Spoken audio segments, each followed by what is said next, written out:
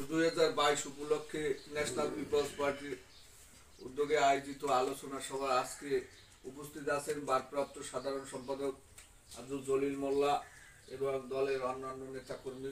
সকলকে মহান বিজয় দিবসের রক্তিম শুভেচ্ছা এবং অভিনন্দন। আপনারা জানেন যে আজ থেকে 50 বছর আগে এই দেশ এই দিনই স্বাধীন হয়েছিল। পাক হানাদার বাহিনী এদেশের গণমানুষের উপর নির্বিচারে হামলা করেছিল এবং হত্যা করেছিল। হত্যা, লুণ্ঠন, ধর্ষণ সহ নানা ধরনের অপকর্ম করেছিল সেই পাকিস্তানি জান্তা বাহিনী। সেখান থেকে আমরা মুক্তিযুদ্ধে 9 মাস দীর্ঘ 9 মাস যুদ্ধ করে আমরা বাংলাদেশের একটি স্বাধীন সার্বভৌম রাষ্ট্র পেয়েছি। কিন্তু আজকে আমরা সেই 50 বছর পরেও কাঙ্ক্ষিত স্বাধীনতা অর্জন করতে পারি নাই, অর্থনৈতিক মুক্তি করতে পারি নাই। তাই আজকে এই দেশের এই বিজয়ের দিনে আজকে আমরা শ্রদ্ধা ভরে স্মরণ করছি ন্যাশনাল পিপলস পার্টির প্রয়াত চেয়ারম্যান শেখ শওকত হোসেন নীলু ভাইয়ের। আজকে আমরা এই আলোচনা সভা থেকে শুভেচ্ছা জানাচ্ছি ন্যাশনাল পিপলস পার্টির বর্তমান চেয়ারম্যান শেখ সালাউদ্দিন সালু ভাইকে। তিনি দীর্ঘজীবী হন এবং স্বাধীনতায় যারা আত্মহতি দিয়েছে তাদের প্রতি গভীর শ্রদ্ধা নিবেদন করে আমরা আজকে আপনাদের জানাতে চাই যে ন্যাশনাল পিপলস পার্টি মুক্তিযুদ্ধের চেতনায়, জাতীয়তাবাদ ও ধর্মীয় মূল্যবোধের ভিত্তিতে একটি রাজনৈতিক দল। নিরপেক্ষ নির্বাচনই হবে গণতন্ত্র বিকাশের একমাত্র হাতিয়ার। এটি কিন্তু আমাদের চেয়ারম্যান এবং ন্যাশনাল পিপলস পার্টির বর্তমান উক্তি। যে দেশে একটি নিরপেক্ষ নির্বাচনের হলে সেখানে গণতন্ত্র বিকাশ হবে। আমরা সাধারণ মানুষের ভাগ্যের উন্নয়নের জন্য, আমরা এই দেশের মানুষের কাঙ্ক্ষিত উন্নয়নের জন্য, অর্থনৈতিক উন্নয়নের জন্য আমরা ন্যাশনাল পিপলস পার্টির পতাকা দলে সকলে ঐক্যবদ্ধ হয়েছি। আজকে যদি আমরা বাংলাদেশের প্রেক্ষাপটে দেখি, আজকে সরকার সংসদে কিন্তু আমরা বিরোধী দল নামে মাত্র গৃহপালিত বিরোধী দল দেখি। আজকে যদি একটি দেশে গণতান্ত্রিক রাষ্ট্রে যদি বিরোধী দল না থাকে, সেই দেশে কাঙ্ক্ষিত উন্নয়ন হয় না, টেকসই উন্নয়ন হয় না। আপনারা জানেন যে বাংলাদেশ ন্যাশনাল পিপলস পার্টি কৃষকদের জন্য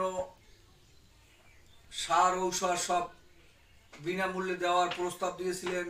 মসজিদের ইমাম সাহেবদের বিনা বেতন, তাদের বেতন দেওয়ার জন্য সরকারের কাছে পূর্বে অনুরোধ করেছিলেন এবং বাংলাদেশের সাধারণ মানুষের ভাগ্যের উন্নয়নে কাজ করার জন্য বারবার তাগিদ দেওয়া সত্ত্বেও সরকারকে এবং একটি নিরপেক্ষ নির্বাচন দেওয়ার জন্য অনুরোধ করেছেন। আমাদের ন্যাশনাল পিপলস পার্টির চেয়ারম্যান শেখ সালাউদ্দিন সালু ভাই, তিনি কিন্তু ইতিমধ্যে আমাদের 19 নভেম্বরে যে আমাদের কাউন্সিল হয়েছে সেখানে বলেছে আমাদের কিন্তু বর্তমান মহাসচিব ইদ্রিস চৌধুরী গণতান্ত্রিকভাবে কিন্তু নির্বাচনের মাধ্যমে আমাদের মহাসচিব নির্বাচিত হয়েছেন। আপনারা যদি স্ব স্থান থেকে ন্যাশনাল পিপলস পার্টির পতাকা দলে ঐক্যবদ্ধ হয়ে কাজ করেন, তাহলে আমার ধারণা আর বেশি সময় লাগবে না। ন্যাশনাল পিপলস পার্টি বাংলাদেশের মানুষের ভাগ্যের উন্নয়নে কাজ করতে বাংলাদেশের হাল ধরবে। ন্যাশনাল পিপলস পার্টি এমনই একটি দল, ন্যাশনাল পিপলস পার্টি প্রতিষ্ঠার শুরুতেই কিন্তু মানুষের ভাগ্য উন্নয়নে কাজ করছে।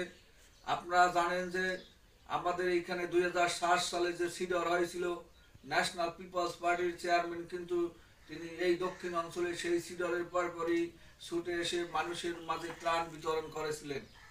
একটি মানুষের মনে যদি ভালো সৎ উদ্দেশ্য না থাকে তাহলে কিন্তু তারা ত্রাণ কার্যক্রমে আসে না। আপনারা জানেন ন্যাশনাল পিপলস পার্টি ইতিমধ্যে বিভিন্ন সময় সামাজিক কার্যক্রমের সাথে জড়িত ছিল। আমরা কিন্তু সরকারের ভালো কাজের আমরা সমর্থন করি এবং সরকারের জনবিরোধী কাজের কিন্তু আমরা সমালোচনাও করি। আপনারা জানেন ইতিমধ্যে বাংলাদেশের কিন্তু অর্থনৈতিক সংকট, সেখানে কিন্তু দ্রব্য মূল্যের ঊর্ধ্বগতি আমরা দেখতে পাইছি। বাংলাদেশের মানুষ 300 টাকায় পেঁয়াজ কিনে খায়, আমরা কিন্তু এগুলো দেখতে পাচ্ছি। এবং আপনারা যদি দেখেন আজকে বাংলাদেশের আইন শৃঙ্খলার পরিস্থিতি, যে পেপার, পত্রিকা, টেলিভিশনের যদি আপনারা দেখেন, খুন, হত্যা, জখম কিন্তু নিত্য নৈমিত্তিক ব্যাপার হয়ে দাঁড়িয়েছে। আইন শৃঙ্খলা বলতে বাংলাদেশে কিছু আছে এখন মনে হয় না। আপনারা যদি যান, ঘুষ দুর্নীতি সন্ত্রাস সে সারা দেশ মনে হয় যেন ডুবুডুবু। তাই আমাদেরকে সকলকে এগিয়ে আসতে হবে।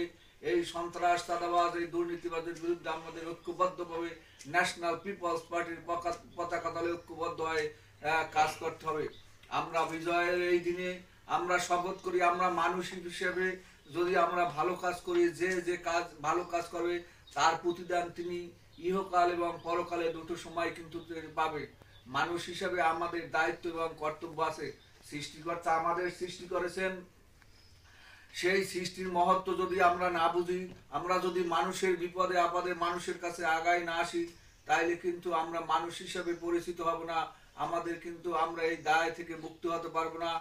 আজকে আপনারা এই বিজয় দিবসের আলোচনায় এবং এই বিজয় দিবসে যে আমরা শহীদদের প্রতি শ্রদ্ধাঞ্জলি দিয়েছি, সেখানে আপনারা উপস্থিত হয়েছেন এবং সেই কারণে আপনাদের ন্যাশনাল পিপলস পার্টির পক্ষ থেকে শুভেচ্ছা এবং অভিনন্দন জানাই।